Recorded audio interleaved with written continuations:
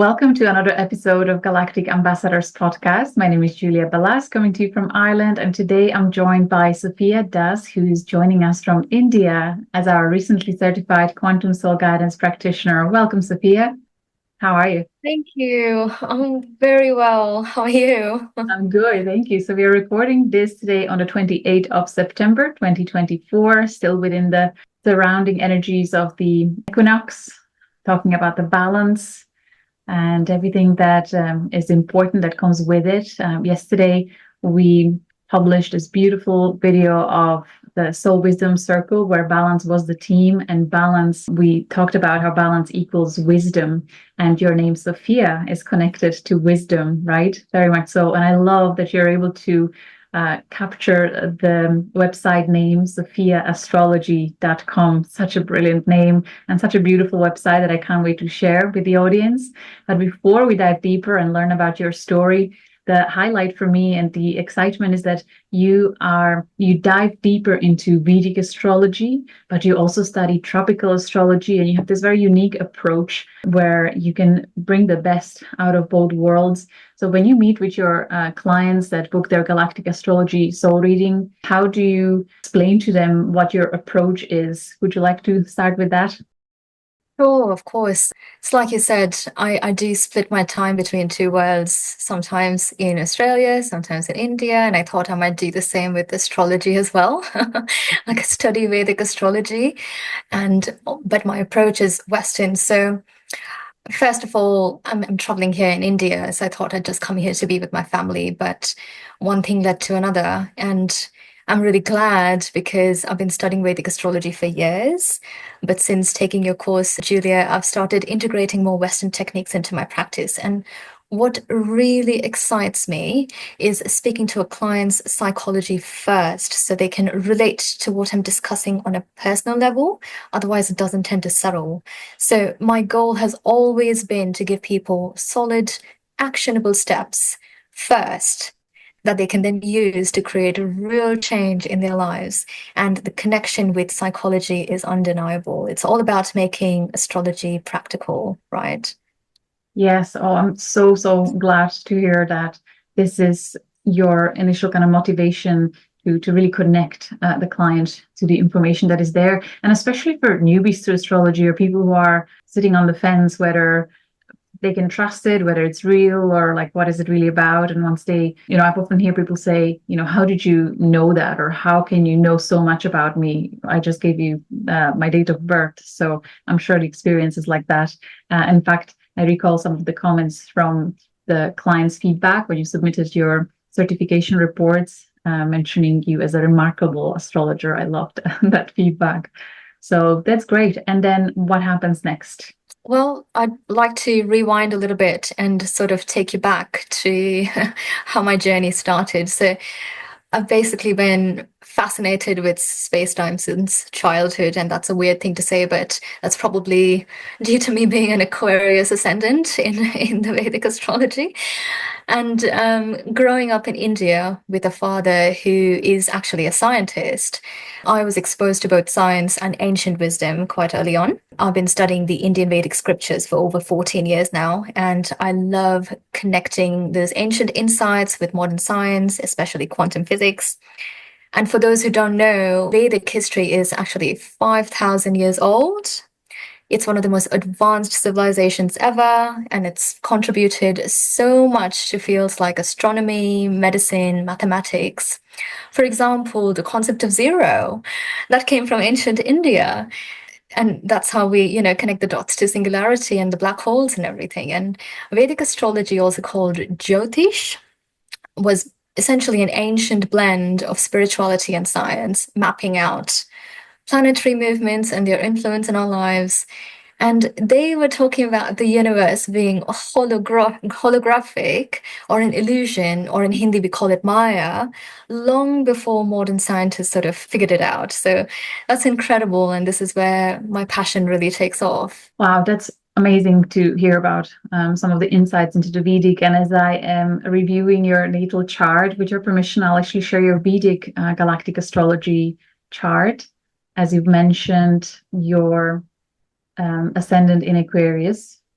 the connection to one of the most ancient philosophies and spiritual guidance, which I'm so happy to see that also in your natal chart, as your lunar nodes are connected to Vega, Lyra star, especially your north node, which I believe the Vedic traditions may have their roots and origins in Lyran human descendants or ancestors that then, so from Lyra moved to Vega star system, and then from Vega to Sirius, and then from Sirius to Earth, starting some of the, actually, if not all, spiritual traditions on Earth, including yoga and astrology and all the spiritual practices. So for you, also having this in Sagittarius, like, I'm not surprised that you have this yearning and desire to explore the spiritual wisdom and guidance. You actually had quite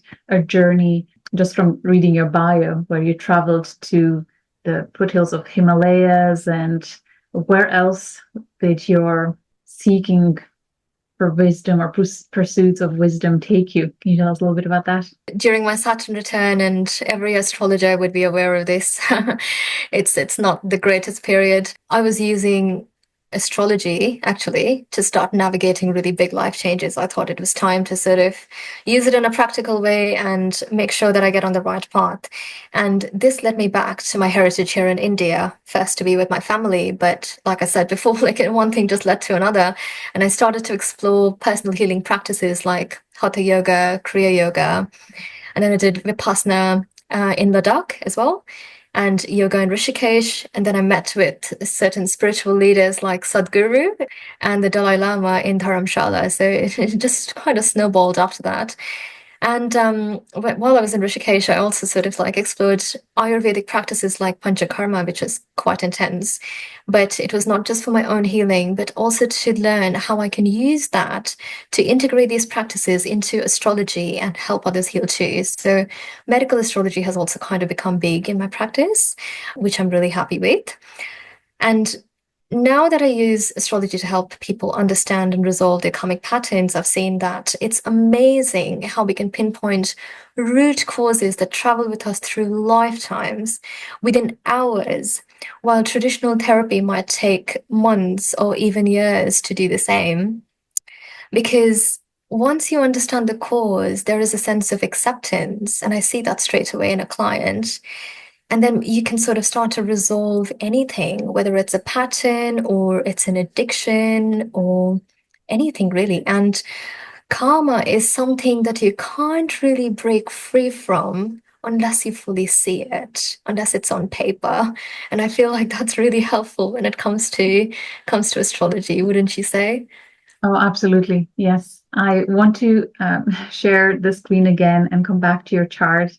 And also, so actually, I want to correct myself first, because the conjunction to Vega is linked to your natal Neptune. So your higher spiritual guidance is anchored in the ancient spiritual teachings and the ascended masters. And I'm not surprised at all that it actually even manifested for you through the experiences that you've mentioned, where you came and sat in a group, in a collective of the masters that still walk among us and experience that. And actually even your ability, which perhaps come from your South Node in Gemini, to that you're actually, it's your nature to look at multiple different resources and teachings and combine them into almost like a hybrid synthesis of the best, and allowing your unique being to offer it in service to, in a very unique way, to whoever is guided to you. So I thought that's also a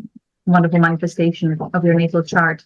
Yeah, I can actually ask you, so when you first looked at the Galactic Astrology and your connection to stars, was the Vega connection in any way significant or validating something to you? Which stars or nakshatras in reading terminology spoke to you the most? Yes, so Vega was definitely prominent because it's conjunct to my Neptune, and I was looking at my origin history as well as a soul.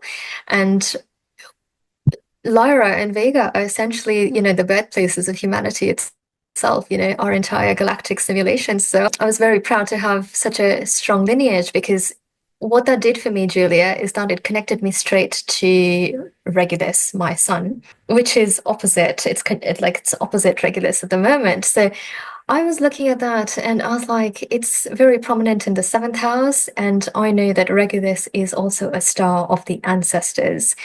And I was like, I am here to work in the domain of relationships and human relationships and cultivating relationships. And this is something that my ancestors had chosen for me. And I really want to, and it's loud and clear in my chart that this is the direction I'm meant to go in a healing capacity. And I also sort of consulted a few astrologers to make sure that I wasn't going crazy, that this was really my path, because I come from a very corporate background and I didn't think that I was ever going to end up as an astrologer. Yeah, so that's quite amazing. And what also stood out for me is the Alphard connection right there next to Regulus. Alphard is the brightest star in Hydra constellation. And so this is conjunct both your Jupiter and Venus. You were actually born on Venus-Jupiter conjunction, both in Leo. So, the most benefic planets shining their light together on your path, blessing all your relationships and how you connect to relationships. Is just beautiful, natural elegance and charm and charisma coming through here and sextiling your midheaven that's conjunct galactic center. I just feel it's such a fortunate chart, and I feel so honored and blessed that you were guided to Quantum Soul Guidance modality and that we can see you grow and shine as one of our practitioners. And I'm certainly excited for people that may be guided to you and everything else that's still ahead of you. And certainly the Hydra connection or the Alphard star, for me, that always connects strongly to the Magdalenes and the Sophias and the Hathors and that entire lineage, which goes very well together with the Vega lineage, the Lyran. So I presume or sense many incarnations of your soul previously being devoted to the spiritual practices in support of collective evolution. And perhaps this is why you may have earned such a blessed chart when you were born, all these planets coming together to shine their light on you. And certainly it's, great responsibility comes with that, and humility too. I'm certainly not feeling like, we're going to blast your ego, as we say all these wonderful things. But do you feel that resonance with the Sophia frequency, the Magdalenes, the Hathor, the Isis, or any other divine feminine embodiments? Would you like to comment on that? I certainly do. I feel like service to humanity is a big theme of my chart. Starting with the Aquarius Ascendant and then that heavy focus on the seventh house. It's like I couldn't have not gone on this path. And Sophia is actually my chosen name. My birth name is something entirely different. So Would be present there. Mm-hmm. Yeah, I feel like Sophia is a name that chose me very much more than I chose it.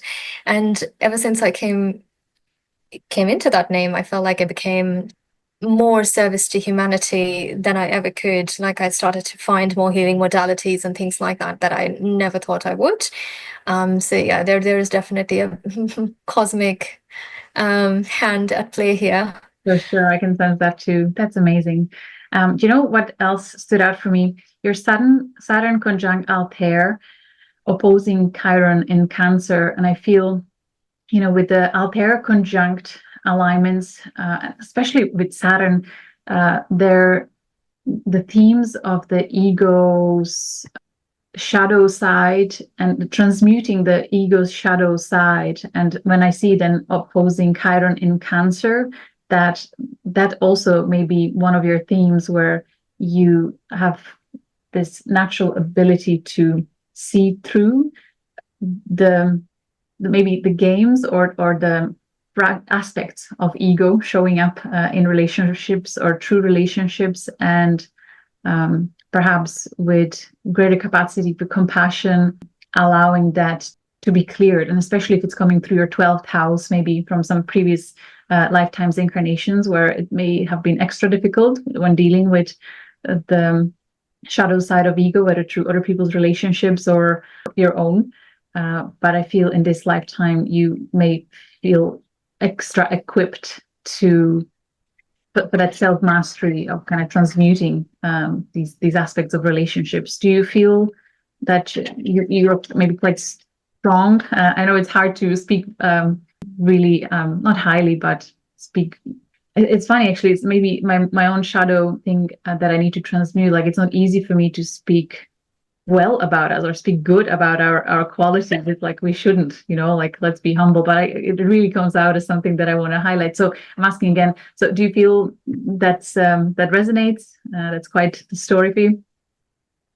It does resonate. And Chiron is also in my sixth house, which is the house of service. So I feel like all my blessings and my lessons have come through relationships.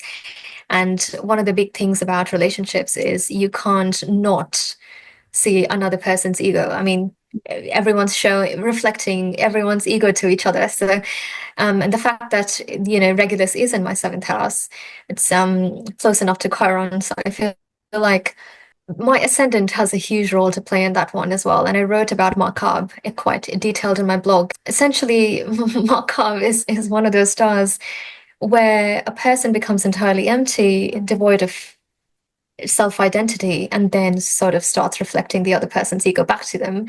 And it's quite difficult for someone else to see themselves reflected in you.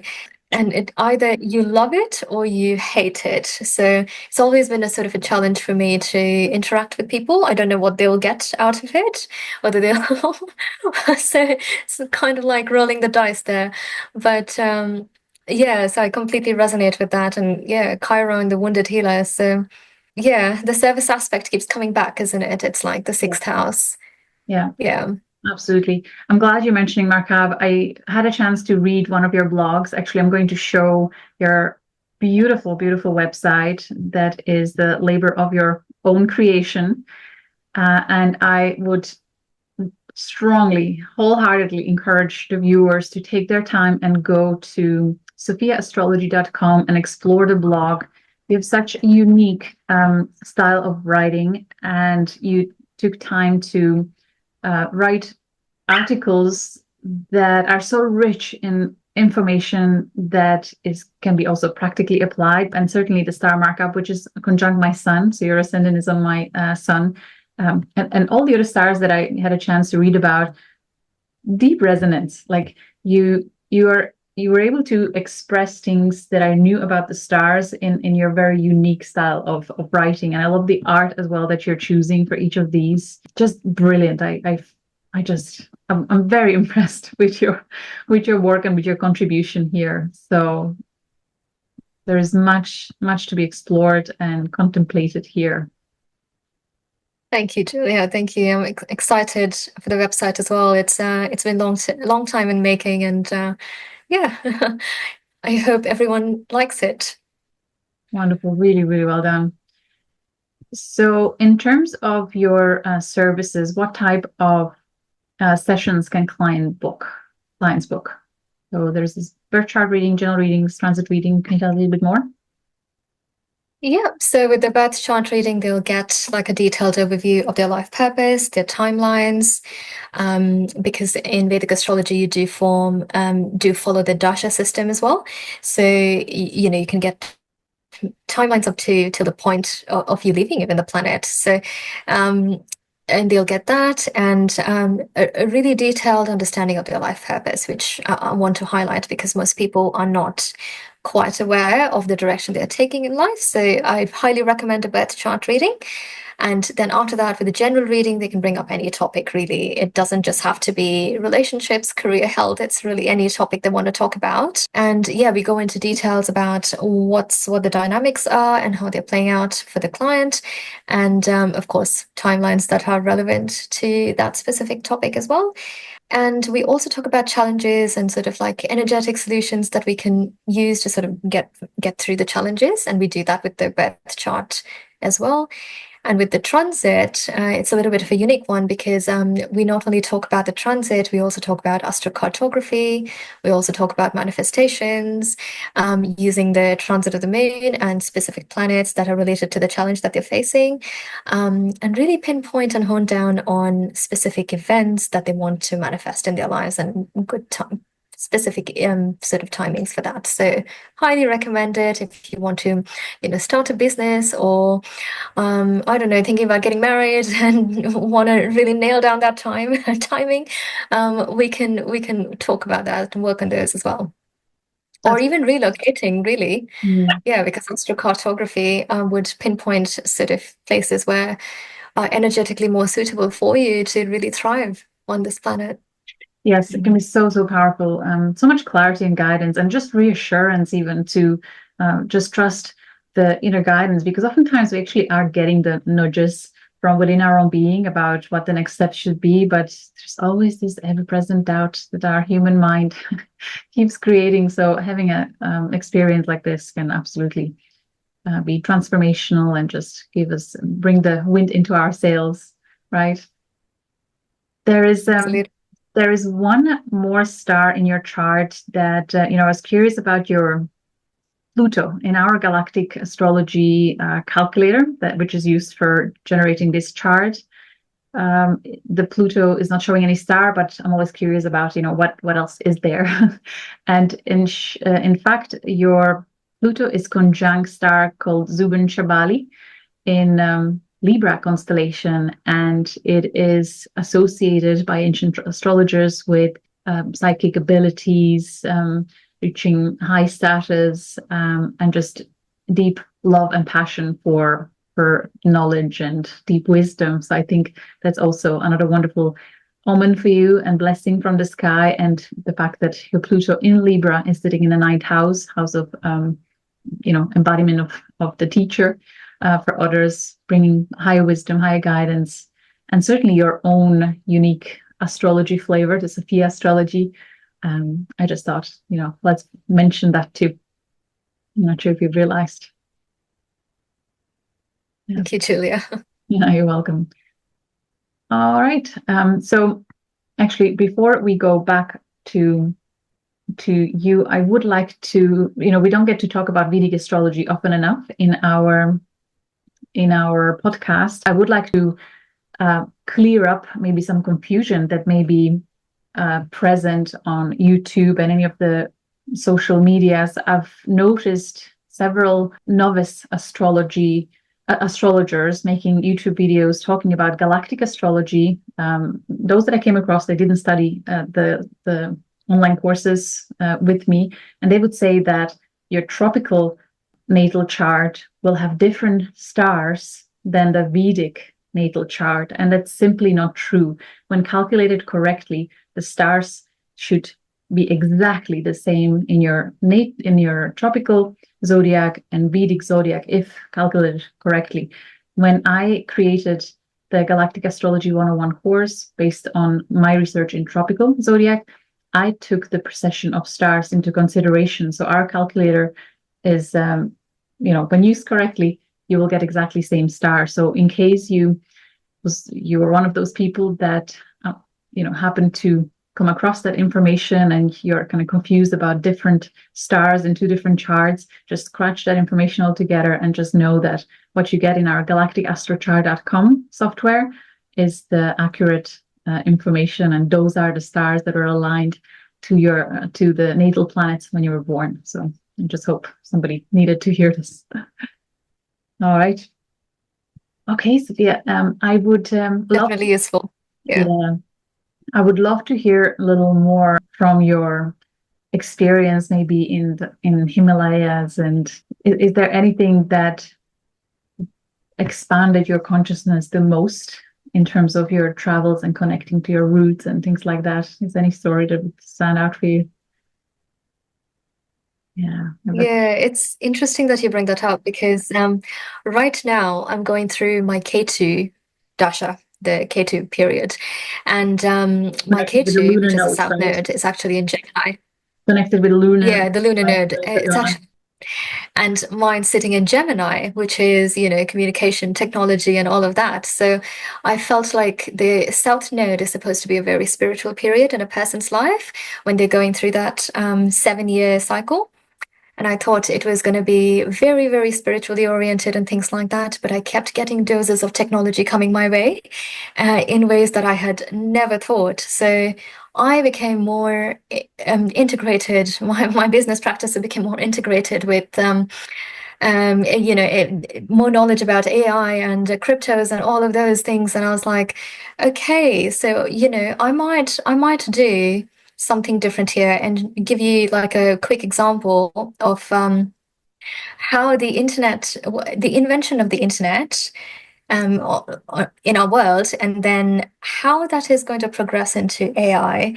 If you'd be happy for me to talk about a little example. Yes, and I'm so glad you're mentioning that. And of course, with a strong Aquarius, strong Leo in your chart, it's so fitting that you're helping us to kind of integrate how we work with AI and how we view it. So this first chart, this one is showing the World Wide Web creation, right? That's the Galactic Astrology of the World Wide Web. But would you like me to first show the Vedic charts for this? Yes, please, the Vedic chart. Okay, so this one, yeah. All right, so this is the World Wide Web Vedic astrology chart with a lot of data that I look forward for your delineation of this. Tell us more. Okay, so this is a chart of the invention of the World Wide Web by Tim Berners-Lee, which was documented on the 12th of March, 1989. And so the reason I chose this chart is because it is said that the best predictor of future behavior is sometimes past behavior.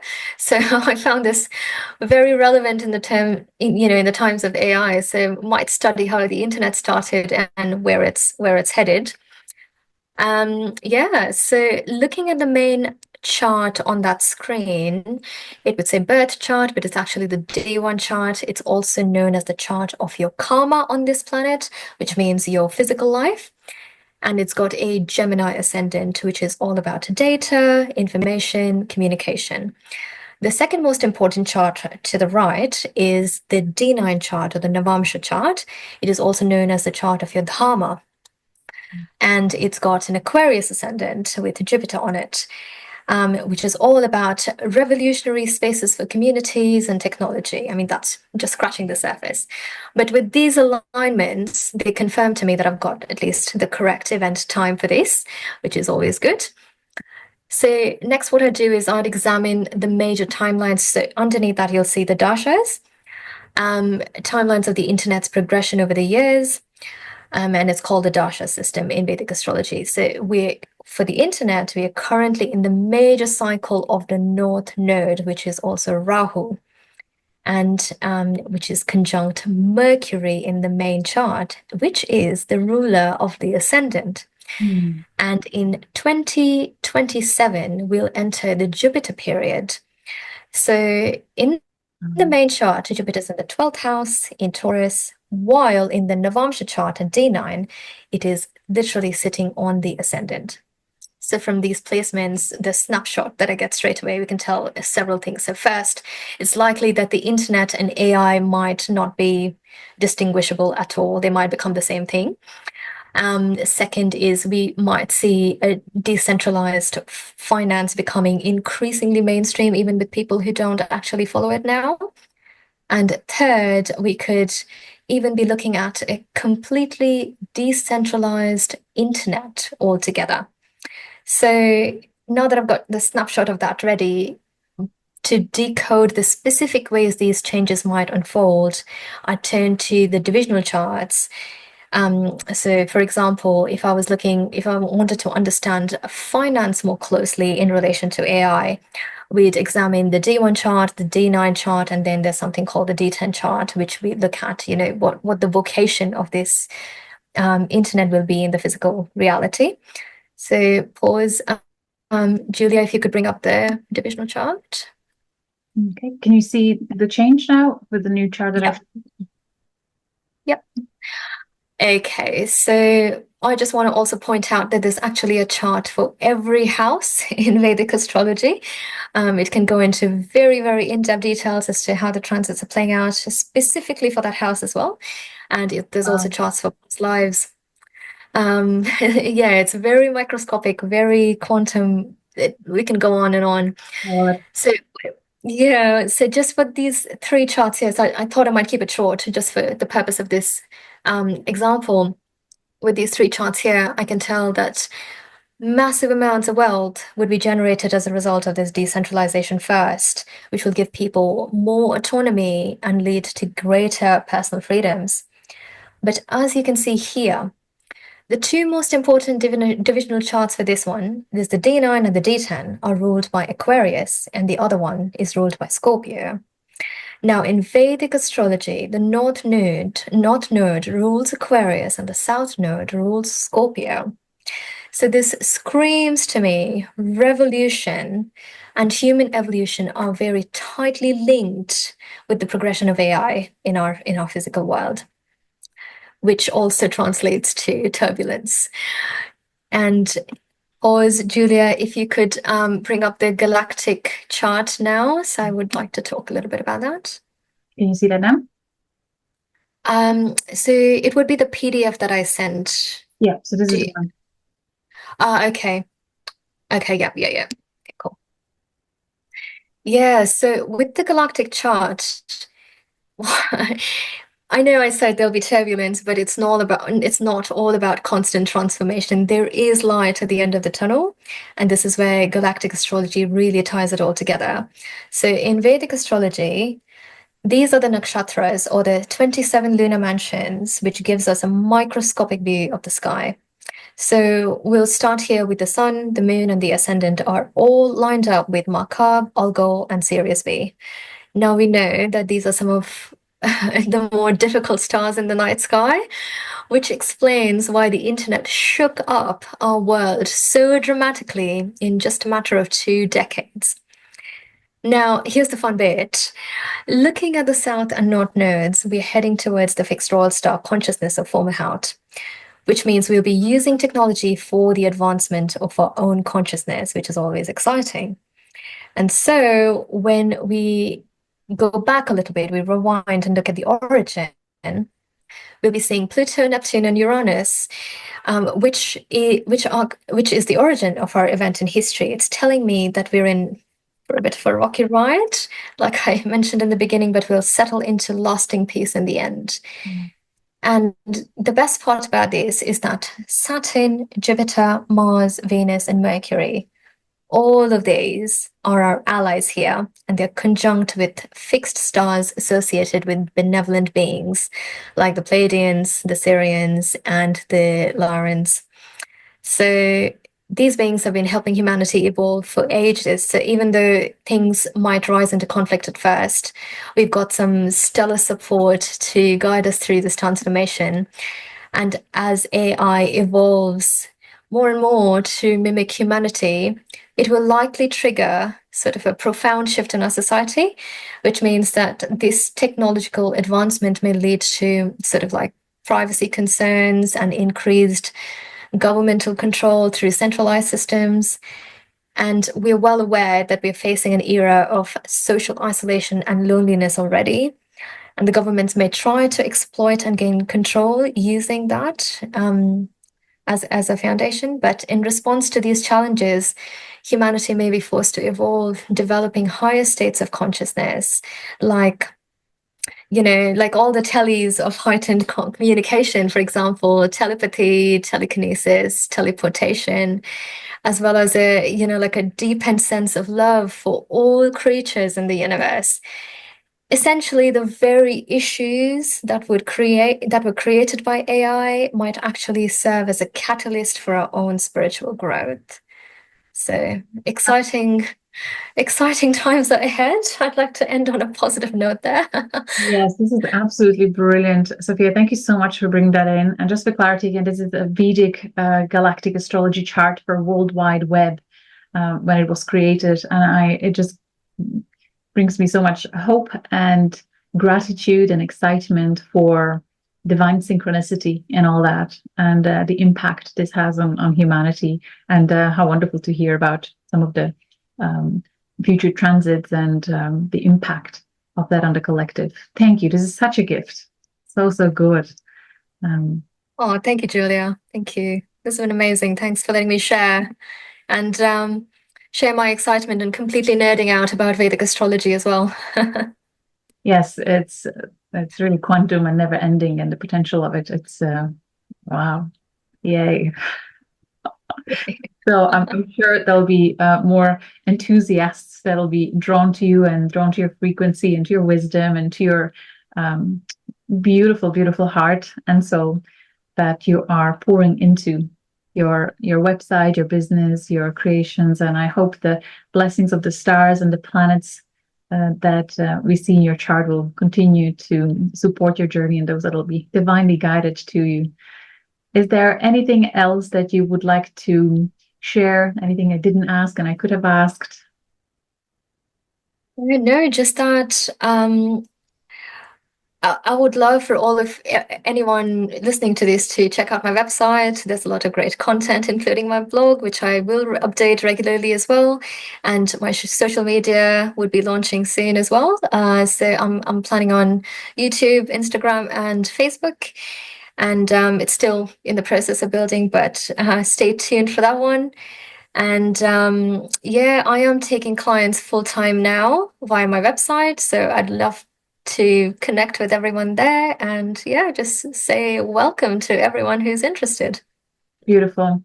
I feel further excitement and hope when I realize that there must be an entire generation of individuals that were born on Venus Jupiter conjunction, conjunct Regulus, conjunct Altair, Hydra, and the magic that is going to be birthed through these individuals as they are becoming activated now and going forward. And wow, we are so blessed. We are so supported. What a time to be alive, really.